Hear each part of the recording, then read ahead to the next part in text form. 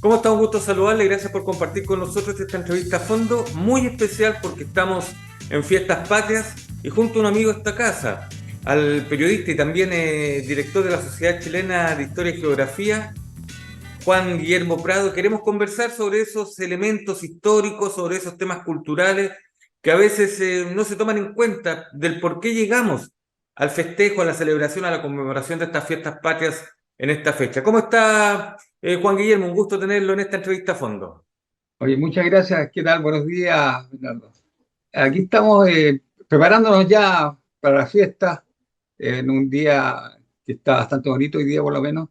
Espero que para la fiesta siga tal cual, porque cuando fue el 18 de septiembre de 1810, que fue la primera junta de gobierno, había un día luminoso como el que estamos viendo hoy día. Así que espero que siga el tiempo tal cual. Ahora, ¿por qué 18 de septiembre, Juan Guillermo, siendo que la historia señala otras fechas más en cuanto a lo que podría ser esta celebración? Bueno, el 18 de septiembre en realidad es porque ahí se realiza la primera junta de gobierno cuando 450 vecinos de la ciudad de Santiago, fundamentalmente cabezas de las familias más aristocráticas, jefes militares, miembros de la Real Audiencia, o sea, prácticamente toda la élite de la época se reúne porque había problemas en España. El rey Fernando VII estaba prisionero a las tropas napoleónicas, consecuencia, Napoleón puso como regente de este país a su hermano, Pepe, llamado Pepe Botella, porque era muy bueno para ese partido. Y eso significó que en muchos lugares de América se crearan juntas de gobierno que de alguna manera reemplazaron al rey o a las autoridades de la época, particularmente en Chile, porque aquí teníamos un gobernador, Antonio García Carrasco, que era bastante impopular, que tuvo incluso metido en algunos delitos como el delito de contrabando, lo que significó que este personaje y otros señores de la época asesinaron incluso a un par de marinos que estaban contrabandeando en las costas de Chile. Así que había un clima bastante enrarecido, bastante complicado, y eso significó que nuestro país convocara su primera junta de gobierno. Ahora, Juan Guillermo, pero esta Junta de Gobierno no tiene quizás un énfasis total de independencia, sino que más bien es un poco, en su momento, alejarse de lo que pasaba en España, para luego, si es que retornaba el rey de España, no es verdad, al trono, Bueno, poder seguir siendo colonia. efectivamente, bueno, esta no fue un acto independentista, por el contrario, fue un acto incluso de fidelidad al rey. Claro que en aquella época habían algunos personajes que eran partidarios ya de la independencia de Chile. No eran todos, digamos, prohispanos, pero había por lo menos algunos, como Fernando Márquez de la Plata, que fue vocal de la primera Junta de Gobierno, u otros que fueron moderados, como fue, por ejemplo, el padre de los Carreras, Ignacio de la Carrera, que no era partidario precisamente de la independencia, pero que sus hijos fueron líderes del proceso independentista. Ahora bien, yo creo que en realidad cuando se forma realmente la conciencia de país independiente fue cuando se convoca al primer Congreso Nacional que se inaugura el 4 de julio de 1811, y como digo, eso hubo incluso hasta un motín, el motín de Figueroa, un coronel de ejército de aquella época, prohispano, trató de impedir las elecciones en Santiago, y esto significó que fuera apresado y que fuera fusilado en la misma celda ese día cuando se revela contra lo que supuestamente podría haber sido el primer Congreso Nacional, o lo que iba a ser en concreto el primer Congreso Nacional. En consecuencia, el tema fue paulatino, fue a poco, aunque creo que sí hubo algo que de alguna manera pudo significar un carácter independentista, que fue antes incluso de la creación del primer Congreso Nacional, la ley que abrió los puertos de nuestro país al resto de las naciones. Eso fue una actitud o una determinación de la Junta de Gobierno que de alguna manera nos dio un paso hacia la independencia, porque ahí pudieron llegar barcos de distintas nacionalidades que estaba prohibido que llegaran. Y así tenemos que, por ejemplo, este año en la región de Valparaíso, Valparaíso concretamente, se está celebrando los 200 años de la instalación de los primeros cónsules en Valparaíso. Significa que poco después de la independencia ya teníamos cónsules en nuestro puerto. Ahora, ¿cómo se cimenta esto de llegar justamente a la independencia, partiendo de la base de lo que conversamos a un principio, de que esta primera Junta de Gobierno, en cierto modo, lo que quiere es rescatar, ¿no es cierto?, el legado del rey de España en contra de lo que está pasando en dicho país por las tropas de Napoleón? ¿Cómo se cimenta? ¿Cómo Bueno, llegamos a lo eh, que es hoy día justamente esta independencia? llegamos paulatinamente. Pensemos primero el periodo de la Parra Vieja que se extiende entre 1810 y 1814. Ahí, lo primero, hubo un primer Congreso Nacional, el 4 de julio de 1811. Al año siguiente fue cerrado este Congreso por José Miguel Carrera, aunque hubo ahí varios líderes de la independencia. Por ejemplo, eh, el primer diputado que tuvo Valparaíso, Vial, era partidario de la independencia. Era uno de los 10 partidarios junto con Bernardo Gil y con otros personajes más. Luego de eso, las batallas que hubo batallas tremendas y finalmente la Patria Vieja se termina entre el 1 y 2 de octubre con el desastre de Rancagua, lo que significó, por una parte, que muchos cruzaran la cordillera con rumbo a Mendoza y ahí se forma el Ejército Libertador, y otros que se quedan en Chile son enviados al exilio a Juan Fernández. Y entre ellos hubo personajes bastante notables, como por ejemplo Juan Egaña y Mariano Egaña, como Manuel de Salas, etcétera, etcétera, que estuvieron relegados allá y fueron rescatados con motivo después de la batalla de Chacabuco el 12 de febrero de 1817, que fue como consecuencia del cruce del primer, del, del Ejército Libertador por la cordillera. En consecuencia fue un proceso lento, eh, bastante cruento, con muchas muertes, con muchas situaciones anómalas, con mucha persecución, y también con mucho triunfo de los sectores patriotas, que fundamentalmente en dos lugares, en Chacabuco y en Maipú, se sella la independencia de Chile, ¿ya? Y esto significó que se celebrara tres veces en nuestro país en aquella época la independencia. Primero, el 18 de septiembre, como es lógico. Segundo, el 12 de febrero, porque recordaba la batalla de Chacabuco. Y tercero, el 5 de abril de 1818, que recuerda la batalla de Maipú.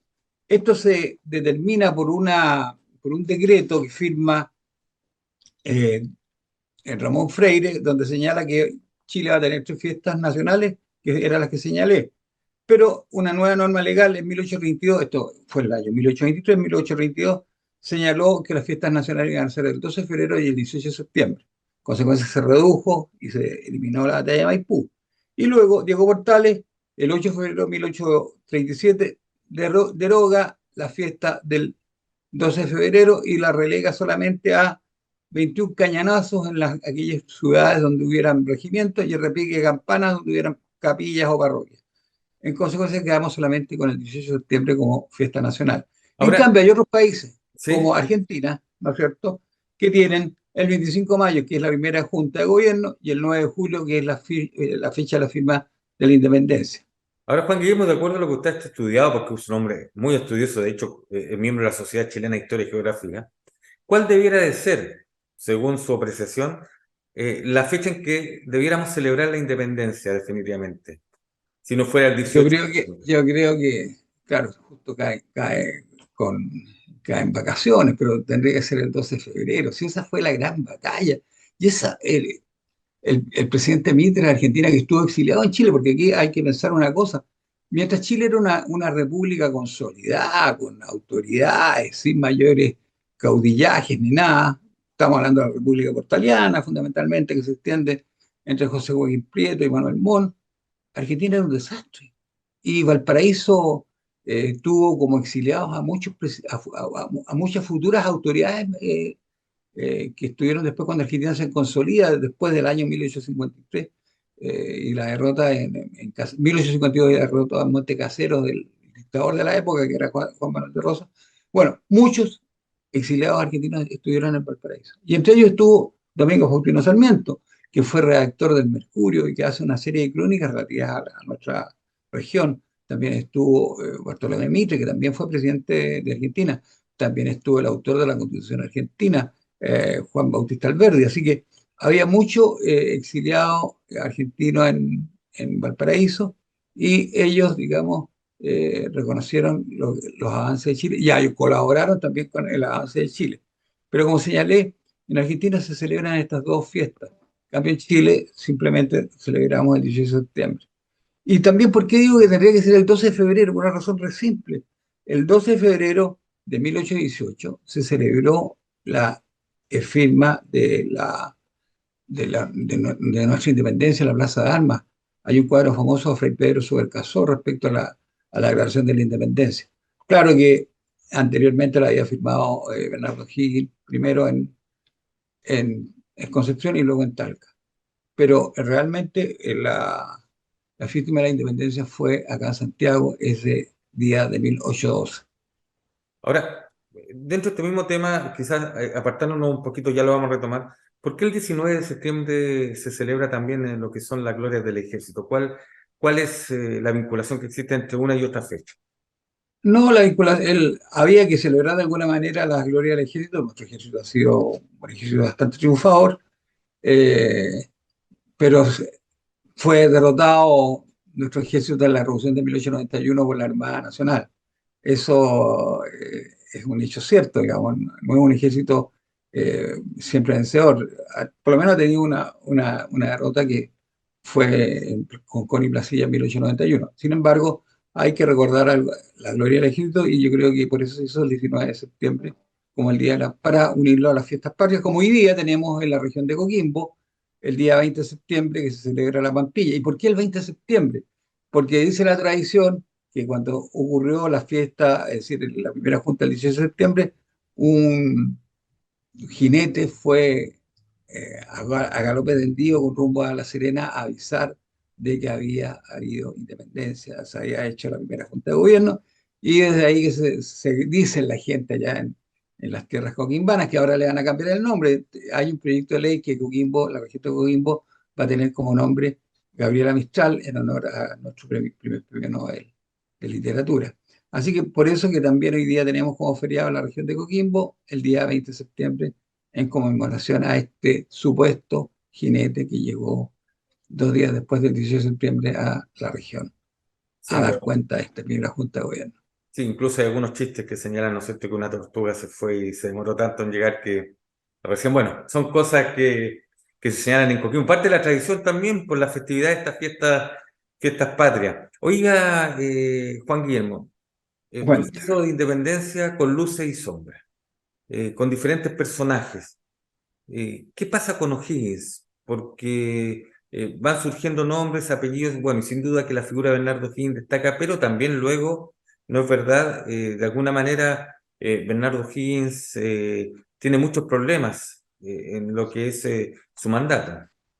bueno, O'Higgins tuvo muchos problemas, ciertamente, porque dictó algunas leyes que fueron muy impopulares. Por ejemplo, tal vez la más impopular fue cuando le rebaja el sueldo a los funcionarios públicos en un tercio para financiar la Escuadra Libertadora del Perú. Eso causó un gran malestar. También el hecho que haya terminado con los títulos de nobleza, con los mayorazgos también en la aristocracia, significó un gran desaliento, digamos, y una gran enemistad con respecto a O'Higgins, por eso le decían el guacho. Y en los sectores populares, O'Higgins se preocupó de que no hubiera fiestas como solían ocurrir en la época de la colonia y eliminó fiestas tan importantes como la fiesta del carnaval, que hoy día Chile es el único país de cristiano donde no tiene fiesta de carnaval, que se hace anteriormente a Semana Santa. No solamente carnaval, había otra fiesta que hacían los negros, que eran los coscorobas, que salían de la iglesia de Santo Domingo y bailaban en la Plaza de Armas, y eso también lo suprimió. Así que hubo una serie de hechos y de fenómenos que de alguna manera afectaron no solamente a la gente de la aristocracia, sino también al pueblo, y eso significó que Francisco Antonio Encina declarara en su libro, en su Historia de Chile, que el gobernante más impopular que ha tenido nuestra historia ha sido Bernardo Higgins. Bueno, este libro salió en 1951, o sea, desde el año 1951 hasta esta parte han habido varios gobernantes, algunos de ellos tal vez más impopulares que O'Higgins, pero Francisco Antonio Encina declara que Higgins fue el más impopular de todos, ¿ya? Y la prensa de la época atacó mucho a O'Higgins después que él sea. yo diría que en Santiago en aquella época había más periódicos que los que hay hoy día. Mira. Había más diarios. Diarios eventuales que aparecían y desaparecían. De hecho, el diario más antiguo, más longevo digamos, del idioma castellano es el Mercurio del Paraíso, pero que surge en 1827. Eran una cantidad de diarios impresionantes que tenían nombres insólitos también y que son muy poco conocidos, pero teníamos diarios y muchos diarios en aquella época, a pesar de que la gente en general no todo el mundo sabía leer y escribir. Bueno, sin duda, son temas interesantes, importantes ir conociendo la historia. Eh, Otra vinculación que creo que es importante, y yo sé que usted va a tener respuesta, aunque puede que lo coloque en un aprieto, porque es un tema que muchas veces no se trata en nuestro país. Simón Bolívar, ¿no es cierto?, encabeza desde Venezuela, pasando por Es- Colombia hasta Perú, una cruzada de independencia hacia los españoles, pero sin embargo no llega a Chile. Tiene como Así poca es. influencia en Chile. ¿Es así o no? ¿Qué pasó con aquello? De hecho, tengo entendido que San Martín, que sí tuvo influencia en la independencia chilena, tiene reuniones con Simón Bolívar en Lima en algún minuto, pero insisto, no llega a Chile. Fue- ¿Qué pasa? ¿Qué fíjate nos que podría explicar de este hubo, tema histórico? bueno, Simón Bolívar liberó 5 naciones: Venezuela, Colombia, Ecuador, Perú y Alto Perú, que hoy día se llama precisamente Bolivia por Bolívar. Bolívar y San Martín tuvieron encuentros, tuvieron reuniones secretas. Nadie sabe qué es lo que ocurrió ahí. Pero lo cierto es que San Martín ahí se retira del Perú, ¿ya? Y se queda Bolívar. Pero acá a Chile llegó un personaje notable, que fue el profesor o el maestro que tuvo Simón Bolívar, llamado Simón Rodríguez, que hizo clase en algunos colegios, fundamentalmente en Concepción. Es muy poco estudiada la vida de Simón Rodríguez, a pesar de que estuvo en Chile, porque aparentemente el único país que está realmente consolidado en los inicios del siglo, en la primera mitad del siglo XIX era precisamente Chile. Entonces, nos llenamos de exiliados en aquella época. Venían de distintos lugares de América y fundamentalmente los que cruzaron fueron los argentinos. Así que tuvimos en alguna medida si no, si bien es cierto, no la presencia de Bolívar, tuvimos la presencia de su mentor, que fue a quien Bolívar le dice, estando ellos dos en Roma, yo me voy a preocupar y voy a hacer, y juró por la independencia de los países de América. Y así lo hizo, a pesar de que tuvo también problemas con su propio maestro. El maestro inicial de Bolívar, cuando estuvo en Londres, fue Francisco Miranda, que terminó preso por orden de Bolívar. Era una personalidad controvertida Bolívar, pero no se puede desconocer su importancia en lo que significó la independencia de nuestros países de América Latina. Y que la historia reconoce a Francisco Miranda también como un mentor para Bernardo Higgins, incluso para el propio Carrera cuando estuvieron ellos en Europa. En, en Europa, sí. Claro. Ahí hay un tema que es bastante controvertido. Se ha comprobado que Miranda no lo hacía exclusivamente por amor a la independencia. Aparentemente, según las últimas investigaciones que hay, Miranda fue financiado por los servicios secretos de su majestad de aquella época. Miranda tuvo una vida bastante azarosa y bastante insólita. Se dice, por ejemplo, que fue amante en sus correrías por Europa de Catalina la Grande, la zarina de Rusia. Así que es un personaje que hay que estudiar más y que conocemos muy poco, salvo que habría fundado la Logia Lautarina y Exacto. precisamente basada en este personaje notable que es Lautaro, frente al cual Sí. teníamos bastantes incógnitas y bastantes dudas, pero que notablemente ha sido estudiado en distintas academias militares por su estrategia para derrotar a los españoles. Bueno, pero hay que pensar que Lautaro fue de alguna manera caballerizo de Pedro Valdivia, y fue Pedro Valdivia quien fue su profesor en estas materias. Claro, logias lautarinas que también están muy ligadas a lo que es el proceso de independencia de nuestros Absolutamente, países. Entonces, En y que Chile y en Argentina. señala, perdón, históricamente que si bien tenían algo de masonería, no eran muy ligadas tampoco al tema puro de la masonería. No, bueno, la logia luterana a mi juicio nunca fue masónica, nunca. Era paramasónica, pero no masónica. O sea, cuando digo paramasónica tenían rituales, digamos, tenían que mantenerse en silencio y en secreto para no ser perseguidos por las autoridades españolas.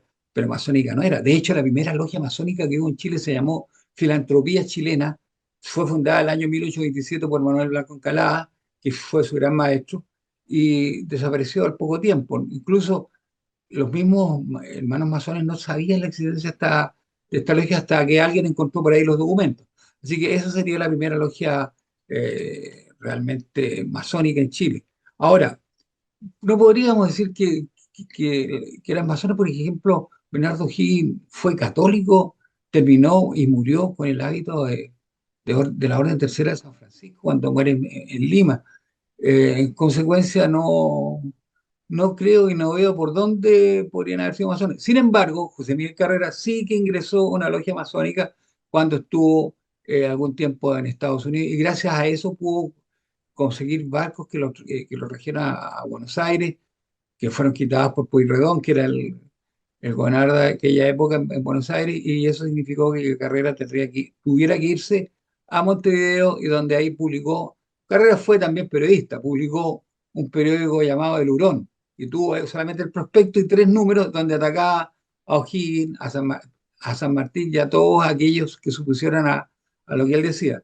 Lamentablemente, poco después de estar en Montevideo, fue expulsado también, no tuvo buenas relaciones con José Gervasio Artigas, el libertador de Uruguay, va a Argentina y al territorio argentino se dedica a las montoneras y a la guerrilla, y ahí es apresado y fue fusilado poco después que sus hermanos en la ciudad de Mendoza. Ahí en Mendoza mueren los 3 hermanos Carrera.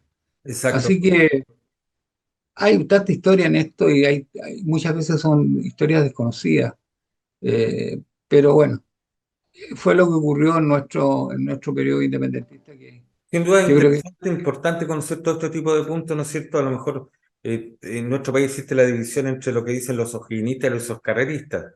Dos hombres, dos líderes natos, entre comillas, que optan a lo mismo, a la ya, independencia, pero desde diferentes puntos de vista, y eso al final los desunió. Rápidamente, sí. nos hable un poquito de este aspecto cuando nos quedan 2 o 3 minutos para terminar esta interesante entrevista. Bueno, también hay una tendencia que ha surgido este último tiempo y más de algún parlamentario alguna vez me sugirió y me propuso ver la posibilidad de que en la plaza en la Plaza de la Constitución donde están hoy día Carrera y O'Higgins, poner inmediatamente al lado a Manuel Rodríguez, que es considerado también como uno de los padres de la patria. Claro, que no tenía las características ni de O'Higgins ni de Carrera, pero que de alguna manera ha colaborado con la independencia de Chile.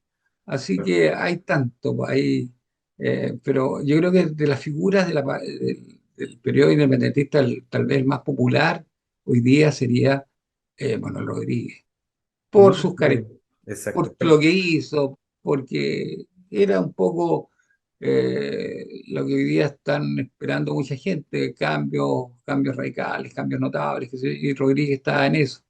Incluso él llegó a decir que si él era presidente de la República, él mismo sería una revolución. Así que eso me recuerda a algunos personajes que han pululado en nuestra política este último tiempo. Me voy a equivocar en lo mejor lo que voy a decir, les va a molestar a algunos, me hago responsable. La historia es cíclica, ¿no es Es verdad? cíclica, Se va dando vuelve vueltas, se va repitiendo, las cosas se van repitiendo. Y nuestro país no ha estado ajeno a a esto eso. en sus más de 200 años de historia de independencia. Juan Guillermo Prado, ha sido un gusto conversar con usted. Hemos conocido hoy día elementos Muchas gracias, que don son muy Bernardo. interesantes, muy importantes tenerlos en cuenta. Con esto muchas veces de que se hace vertiginosa la información, de que nos desviamos hacia otras situaciones, nos olvidamos un poco de nuestra historia. Y los pueblos, ¿no es cierto?, para poder desarrollarse tienen que conocer su historia. Y es por Historia. eso que ha sido muy interesante conversar con usted hoy sobre estas fiestas patrias y por qué este proceso de independencia en nuestro país. Bueno, muchas gracias. Cuando quieran, encantado y espero que nos veamos pronto, don Bernardo. Así que muchas También espero gracias. lo mismo, un abrazo grande para ustedes, muchas gracias a Gracias. ustedes, muchas gracias por ser parte de esta entrevista a fondo, conociendo un poco más de la historia, esos elementos que muchas veces están ajenos para nosotros o están perdidos en alguna hoja de un libro, ¿no es cierto?, que queda en algún estante y que pocas veces miramos. Que esté muy bien usted y su familia.